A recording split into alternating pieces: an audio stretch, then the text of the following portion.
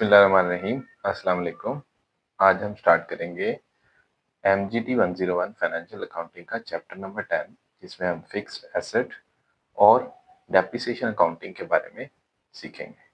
अच्छा, fixed asset की जो डेफिनेशन है उसको हम यूँ समझेंगे कि ये वो एसेट्स होते हैं जो हम 1 साल से ज़्यादा के लिए अपने पास रखते हैं और इनको फ़रोख्त करने के लिए नहीं रखा जाता, बल्कि इनमें वो तमाम चीज़ें शामिल होती हैं जिनकी वजह से हम प्रोडक्शन करते हैं, मतलब जो गुड्स और सर्विसेज हमारा ऑर्गेनाइजेशन दे रहा है उसकी हम प्रोडक्शन करते हैं, या हम उसको सेल करने के लिए इस्तेमाल करते हैं उन चीज़ों को, या वो एडमिनिस्ट्रेटिव प्रोसेस जिसमें से वो गुजर के हम चीज़ें फ़रोख्त करते हैं, या कुछ ऐसी चीज़ें जो हम रेंट पर दूसरों को देते हैं।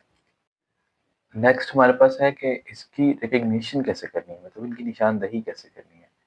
तो उसके लिए 2 शर्तें ज़रूरी हैं कि एक तो हम इनको मेज़र कर सकें, और दूसरा इनकी वजह से आने वाले वक़्त में हमारे बिज़नेस में कोई कैश का इनफ्लो होना चाहिए।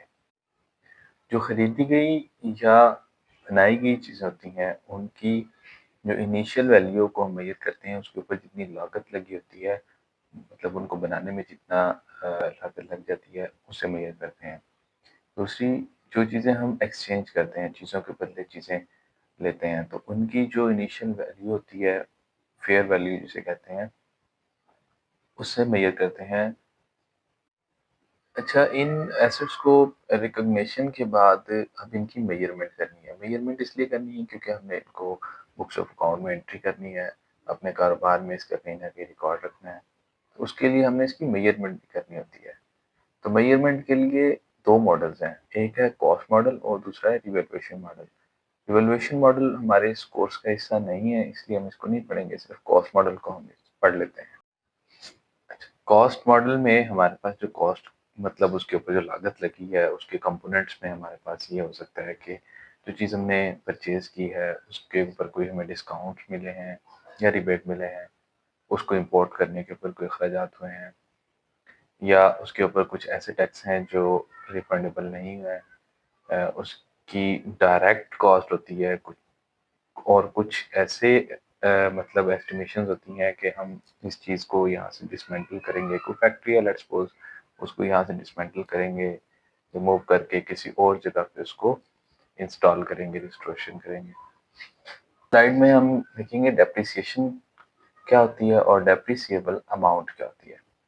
देखिए, डेप्रिसिएशन एक ऐसा तक़सीम है, मुनज़्ज़म किस्म की तक़सीम है, जिसमें कोई एक चीज़ आप लेते हैं, तो लेट्स सपोज़ आपने कोई बाइक ले ली, कोई फ्रिज ले ली, तो उसकी एक यूज़फुल लाइफ़ होती है कि 5 साल बाद या 10 साल बाद इसकी लाइफ़ ख़त्म हो जाएगी। जब इसकी लाइफ़ ये ख़त्म हो जाएगी, यूज़फुल लाइफ़, तो उसके बाद इस आइटम की, इस फ्रिज की, इस मोटरसाइकिल की, व्हाटसएवर जो आपने ली है, उसकी प्राइस अ, इतनी बचेगी। मिसाल के तौर पे आपने 1 लाख रुपए की ली है बाइक, 10 साल उसकी है यूज़फुल लाइफ़, उसके बाद जो उसकी बाकी कीमत होगी वो है 10,000 रुपए बच जाएगी। तो ये जो 90,000 रुपए इस 10 साल के अंदर उसने कम किए हैं, ये है वो डेप्रिसिएबल अमाउंट, और इस प्रोसेस को कहते हैं डेप्रिसिएशन। अब इन 90,000 को किसी एक तरीके के ज़रिए हर साल के ऊपर तक़सीम करना होता है। यहाँ पर आपने एक लफ्ज़ पढ़ा है यूज़फुल लाइफ़। ये यूज़फुल लाइफ़ वो एक पीरियड होता है जिसमें कि वो प्रोडक्ट, वो आइटम जो हमने परचेज़ किया है, उसकी एक मख़सूस ज़िंदगी है, भई इतने टाइम के लिए ये चलेगा। या कोई मशीनरी है तो ये इतने प्रोडक्ट्स, इतने आइटम्स जो है वो हम इससे प्रोडक्शन ले सकते हैं। मिसाल के तौर पे एक मशीन है जिसकी यूज़फुल लाइफ़ जो है वो बताते हैं कि 10 साल है, या वो बताते हैं कि भई 1 लाख आइटम्स की प्रोडक्शन इसकी यूज़फुल लाइफ़ है। डेप्रिसिएशन का जो रेट है ना, उसको निकालने के लिए कुछ मेथड्स हैं। जो डेप्रिसिएबल अमाउंट है उसको तक़सीम करने के लिए उसकी यूज़फुल लाइफ़ के ऊपर, तो उसके कुछ मेथड्स हैं। डेप्रिसिएशन के 5 मेथड्स हैं। जिनमें सबसे पहले है स्ट्रेट लाइन मेथड, फिर रिड्यूसिंग बैलेंस मेथड, नंबर 3 है sum of years digit method, number 4 है number of units output method और नंबर 5 है number of services hour method. Practice 10.1 में हमें क्वेश्चन ये दिया गया है कि एक मशीन बॉट की गई है 1 जनवरी को, जिसकी प्राइस है 80,000 और इसकी रेजिडुअल वैल्यू जो है वो 2000 है with 4 years of useful life. मतलब इसकी यूजफुल लाइफ 4 साल है। 4 साल के बाद जो इस मशीन की कीमत बनेगी वो 2000 होगी। और इसके साथ उसमें मजीद इंफॉर्मेशन में ये बताया है कि it can work for 12,000 hours, यानी इसमें आवर्स भी बता दिए हैं कि 12,000 घंटे इसने चलना है और 40,000 यूनिट्स इसने प्रोडक्शन देनी है। इसके साथ उसने एडिशनली 2 सालों का डाटा अलग से भी दिया है कि 2009 में उसने 2000 घंटे चली है और 7000 प्रोडक्शन यूनिट्स दिए हैं।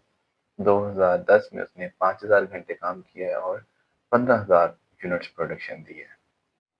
अब इस क्वेश्चन और इसके अंदर दी गई तमाम मालूमात के ज़रिए हम इसी प्रैक्टिस क्वेश्चन को पांचों तरीके से सॉल्व करेंगे। सबसे पहले स्ट्रेट लाइन मेथड है। इसमें हमें जो 2-3 चीज़ें चाहिए होती हैं, जिसमें हमें कॉस्ट ऑफ मशीन है हमारे पास 80,000 और लेस उसमें से कर देनी है हमने क्या, रेजिडुअल वैल्यू, जो कि 4 साल के बाद हमें मिलेगी वो होगी 2000, यानी कि 78,000 डेप्रिसिएबल अमाउंट है जो कि इन 4 सालों में जो उसकी यूज़फुल लाइफ है वो ख़त्म हो जाएगी। तो स्ट्रेट लाइन मेथड में सिंपल ये है कि जितनी डेप्रिसिएबल अमाउंट है उसको हमने डिवाइड कर देना है यूज़फुल लाइफ पे। जब हमने 78,000 को 4 सालों पे डिवाइड किया तो हमें 1 साल की जो रेज़िडुअल डेप्रिसिएबल अमाउंट जो हमें मिलेगी वो मिलेगी 19,500 पहले साल, इसी तरह फिर इतनी ही अमाउंट दूसरे साल, तीसरे साल और चौथे साल। तो ये 78,000 डिवाइडेड हो जाएंगे इक्वली। रिड्यूसिंग बैलेंस मेथड में ये है कि हम एक परसेंटेज निकालते हैं, उस परसेंटेज को टोटल में से माइनस कर देते हैं, फिर जो बाकी अमाउंट बचती है अगले साल हम उस अमाउंट को कंसीडर करते हैं। मिसाल के तौर पे यहाँ हमारे पास फार्मूला है, इस फार्मूले में से हमने वैल्यूज को पुट किया है। इसमें एक n1 माइनस n जो नजर आ रहा है, n वो यूजफुल लाइफ है 4 साल जो हमने इस क्वेश्चन में पढ़ी है। बाकी वैल्यूज को पुट करने के बाद हमें एक रेट मिला है 60% का। तो पहले साल हम जो मेन हमारी 80,000 थी इसकी कॉस्ट, उस कॉस्ट में से हम इसको कर देंगे 60% को माइनस, 48,000 आता है।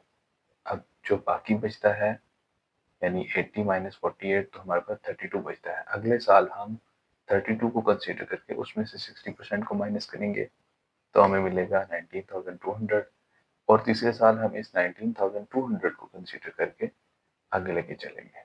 यानी 32 में से 19 को माइनस करके जो वैल्यू हमें मिलेगी उसको हम 60% के साथ मल्टीप्लाई करेंगे तो हमें तीसरे साल की डेप्रिसिएबल अमाउंट मिल जाएगी। तीसरे नंबर पे हमारे पास है service hours method, usages method. अच्छा, इसका फार्मूला ये है कि जो डेप्रिसिएबल अमाउंट है, मतलब क्वेश्चन में हमें बताया गया है कि 80,000 उसकी टोटल कॉस्ट है और जो रेजिडुअल वैल्यू है वो 2000 है, मतलब जो डेप्रिसिएबल अमाउंट है वो 78,000 है। उसके अलावा इसमें जो एस्टिमेटेड आवर्स का भी जिक्र किया गया। क्वेश्चन में ये बताया गया है कि ये 12,000 घंटे चलेगी।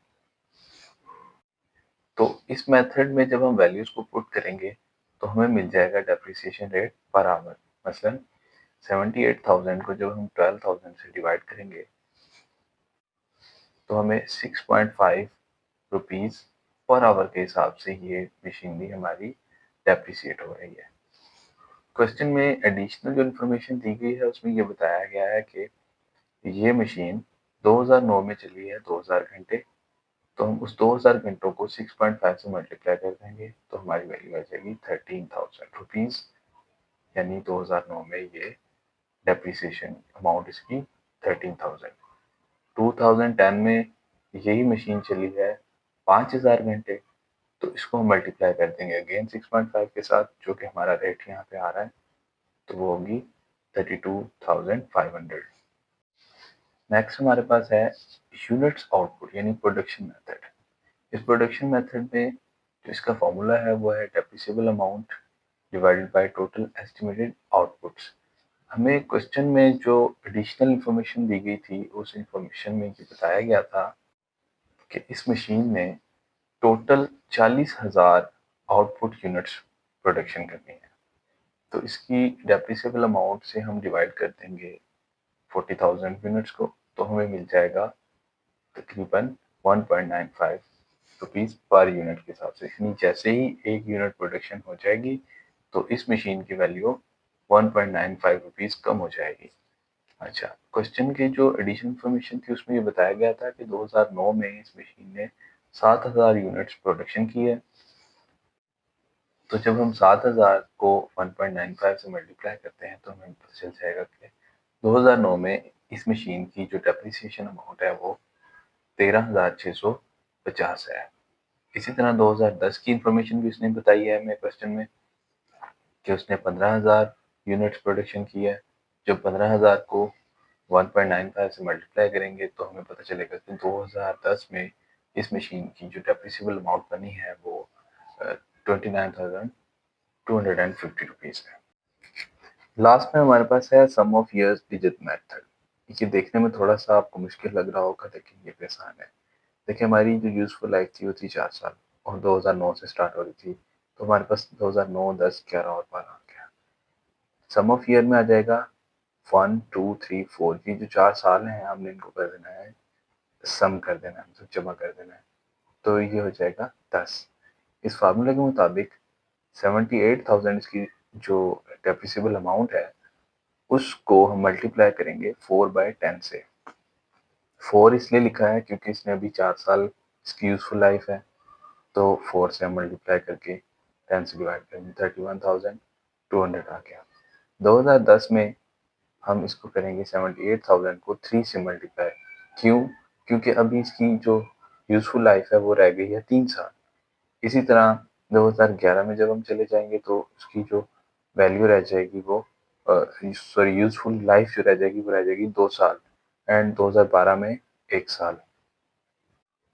आई होप कि आपको ये समझ आ गया होगा।